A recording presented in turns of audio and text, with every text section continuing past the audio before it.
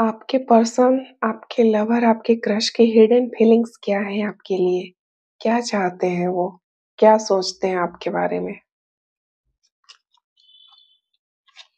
काफ़ी romantic feelings है। आपके पर्सन को लगता है कि आप उनके लिए एक बेस्ट चॉइस हो। आपको डेट पे ले जाना चाहते हैं, आपके साथ टाइम स्पेंड करना चाहते हैं।